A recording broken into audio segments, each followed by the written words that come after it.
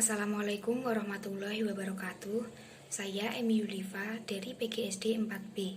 Pada kesempatan ini, saya akan mempresentasikan artikel argumentasi tentang integrasi nasional. Suatu negara bangsa membutuhkan persatuan dan kesatuan untuk bangsanya yang dinamakan dengan integrasi nasional. Integrasi nasional merupakan proses pembauran dari seluruh bagian hingga menjadi kesatuan yang utuh. Dalam realitas nasional, integrasi nasional dapat dilihat dari 3 aspek, yaitu aspek politik, ekonomi, dan sosial budaya. 1. Integrasi politik.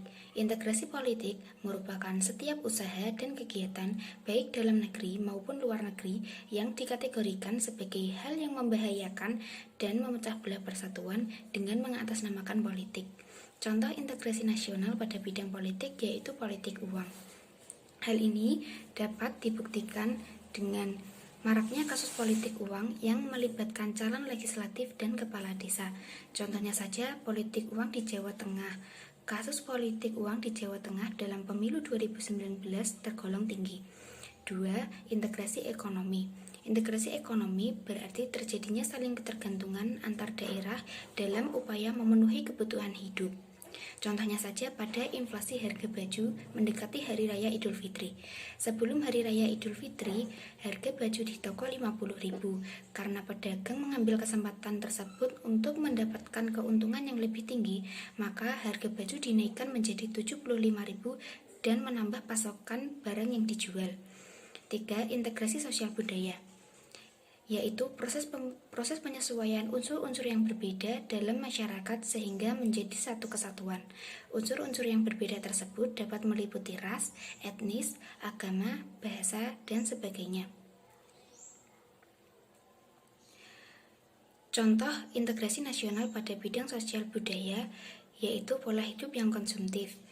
Hal ini dapat dilihat dengan maraknya masyarakat yang membeli barang-barang mewah dari luar negeri seperti tas, sepatu, jam tangan, mobil, dan sebagainya yang kemudian dipamerkan kepada tetangga, keluarga, serta dipamerkan melalui video di media sosial. Dalam mengembangkan integrasi nasional sebuah bangsa, terdapat 5 pendekatan atau cara bagaimana para pemimpin politik mengembangkan integrasi bangsa. 1. Adanya ancaman dari luar. Contohnya, ketika penjajah Belanda ingin kembali ke Indonesia, masyarakat Indonesia akan bersatu padu melawannya. 2. Gaya politik kepemimpinan.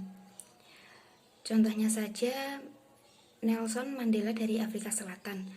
Beliau mempunyai gaya kepemimpinan yang karismatik sehingga dapat menciptakan integrasi sebuah bangsa. 3. Kekuatan lembaga-lembaga politik. Keterwakilan lembaga politik seperti DPR dan MPR dapat menunjang integrasi nasional karena keterwakilan anggota legislatif dari masing-masing daerah akan membantu masyarakat untuk menyampaikan aspirasi yang bersifat kedaerahan langsung ke pusat pemerintahan. 4. Ideologi nasional. Dengan nilai-nilai kelompok masyarakat di daerah, maka masyarakat akan bersedia untuk bersatu. Misalnya, ideologi Pela Gadong sebagai nilai yang dijunjung oleh masyarakat Maluku. Yang kelima, kesempatan pembangunan ekonomi. Jika pembangunan ekonomi berhasil dan menciptakan keadilan, maka masyarakat bangsa tersebut bisa menerima sebagai satu kesatuan.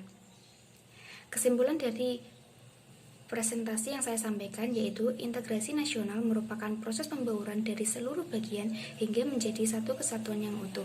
Dalam realitas nasional, integrasi nasional dapat dilihat dari 3 aspek yaitu aspek politik, ekonomi, dan sosial budaya.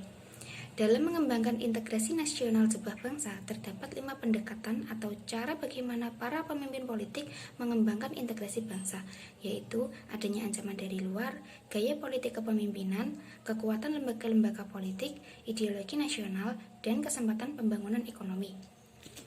Sekian presentasi yang dapat saya sampaikan, kurang lebihnya mohon maaf. Wassalamualaikum warahmatullahi wabarakatuh.